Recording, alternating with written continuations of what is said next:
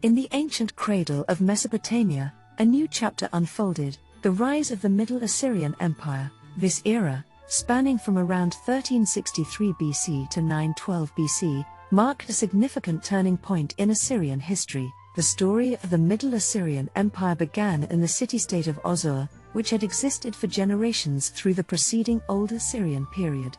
This epoch, however, was destined to see Assyria transcend its city-state origins and grow into a territorial kingdom, a transformation that was no small feat. Under the leadership of Ashur-uballit I, Assyria embarked on a journey of expansion, vying for a place among the mighty powers of the ancient Near East. The dreams of this nascent empire began to take shape through the efforts of influential rulers like Adad-Nahari I, Shalmaneser I, and Tukulti-Ninurta I. These kings orchestrated campaigns that propelled Assyria to a dominant position in Mesopotamia. Tukulti-Ninurta I's reign, in particular, marked the zenith of the Middle Assyrian Empire. During his rule, Tukulti-Ninurta I not only subdued Babylonia but also established a new capital city, Kar-Tukulti-Ninurta. This city, however, would be short-lived as it was abandoned after his death. This prosperous period, though untouched by the direct turmoil of the Late Bronze Age collapse in the 12th century BC,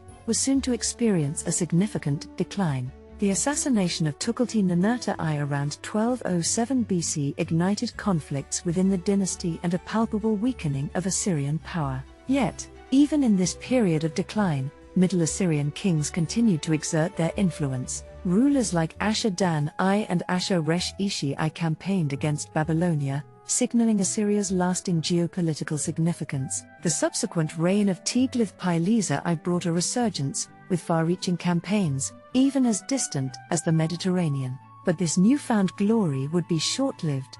After Tiglath-Pileser's death and his son Ashur-bel-Kala's rule, the Middle Assyrian Empire faced a more devastating decline, losing many of its territories outside its core regions. Aramean tribes' invasions played a part in this loss. The empire's fortunes began to reverse under Ashur-dan II, who ruled from 934 BC to 912 BC. He conducted extensive campaigns in the outlying regions, not only regaining control over lost territories but expanding beyond them. This marked a critical turning point in history. These successes, under Ashur-dan II and his immediate successors, laid the foundation for the transformation from the Middle Assyrian Empire to the Neo-Assyrian Empire.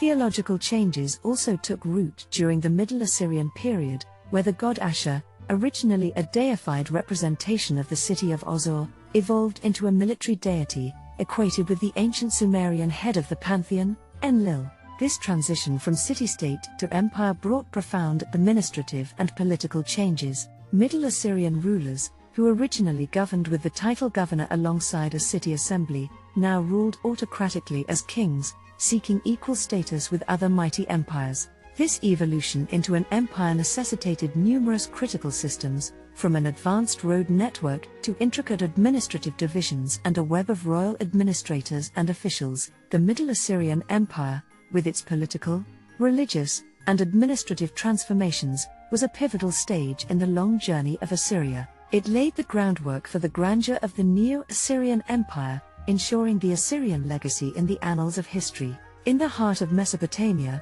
the story of the Middle Assyrian Empire began with Ashur-uballit I, around 1363 BC. This marked the moment when Assyria transitioned from being a mere city-state centered around Osur, as it had been in the preceding Old Assyrian period, to becoming an independent territorial state. The road to independence wasn't a swift one. The city of Osur and its surrounding regions had been under the influence of the Matoni kingdom.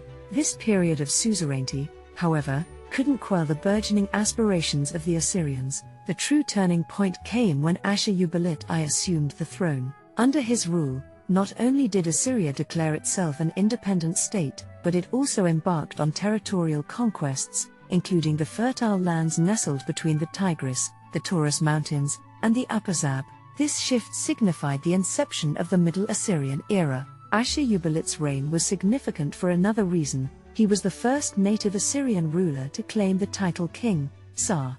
The last time Osur had seen a king was during the rule of the Amorite conqueror Shamshi-Adad I in the 18th century BC. Ashur-uballit went even further, elevating himself to the status of a great king, akin to the pharaohs and the Hittite rulers. The role of a great king came with the promise of expanding one's realm, ideally to the point of ruling the entire world. In practice, this often meant diplomacy with equal adversaries, such as Babylonia, and conquests of smaller, militarily inferior states nearby. Ashur-uballit's reign was remembered by later generations of Assyrians as the true birth of Assyria. It was during this period that the term Land of Ashur, Mat-Ozur, denoting a larger kingdom, was first used. This rise of Assyria was closely tied to the fall of its former overlord, Matoni. The Matoni kingdom subjugated Assyria around 1430 BC, and the Assyrians spent around 70 years under their dominion. The pivotal figure responsible for the decline of Matoni was the Hittite king Suppiluliuma I.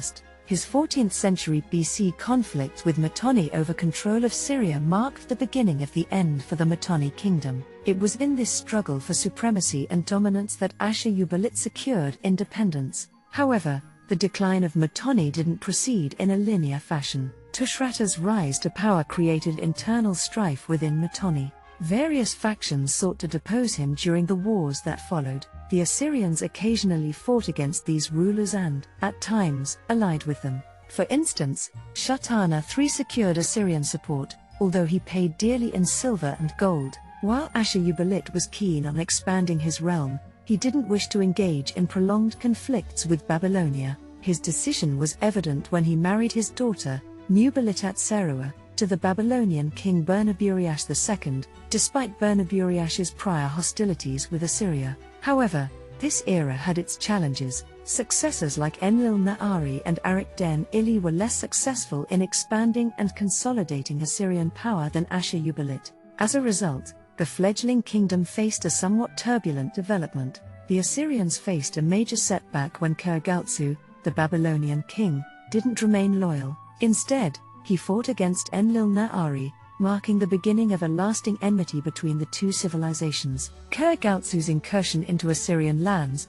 reaching as far as Shugagyu, left a deep impression, leading to future Assyrian focus on the defense of their eastern borders along the Tigris River against Babylonian threats. This period marked the beginning of a historical rivalry that would shape the course of Mesopotamian history.